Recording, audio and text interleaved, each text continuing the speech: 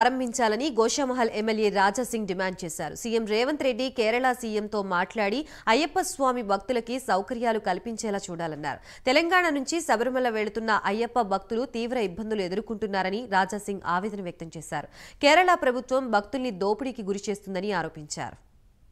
శబరిమలైకి మన తెలంగాణ ఆంధ్ర నుంచి లాక్స్ ఆఫ్ స్వామి భక్తులు మాల వేసుకొని శబరిమలైకి అయ్యప్ప స్వామి దర్శనంకి వెళ్తారు.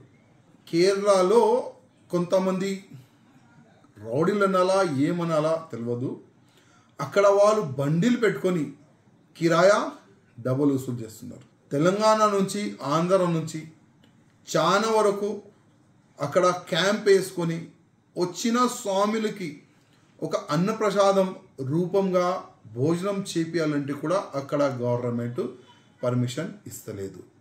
నేను మా రేవంత్ రెడ్డి గారికి, తెలంగాణ ముఖ్యమంత్రి గారికి ఒక రిక్వెస్ట్ చేయాలని అనుకుంటున్నాను. ఎల్డిఎఫ్ ఆ గవర్నమెంట్ ముఖ్యమంత్రి పినరై విజయన్, మీ కాంగ్రెస్కి చాలా మంచి సంబంధాలు ఉన్నాయి. మీరు ప్రత్యేకంగా ఆ ముఖ్యమంత్రితో మాట్లాడి భోజనం వ్యవస్థ చేపియండి, దానికి క్యాంప్ వేపియండి. తెలంగాణ భవను అక్కడ కూడా తయారు చేయండి. ఏ విధంగా మీరు ఢిల్లీలో తయారు చేస్తున్నారు, అక్కడ కూడా తెలంగాణ నుంచి వెళ్ళిన స్వామిలు ఆ భవన్లో ఉండొచ్చు, వాళ్ళకి ఎట్లాంటి కూడా ఇబ్బంది ఉండదు.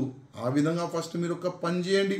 ఇవాళ అక్కడ ఉన్న గవర్నమెంట్ హిందువులకి వ్యతిరేకంగా ఉన్న గవర్నమెంట్.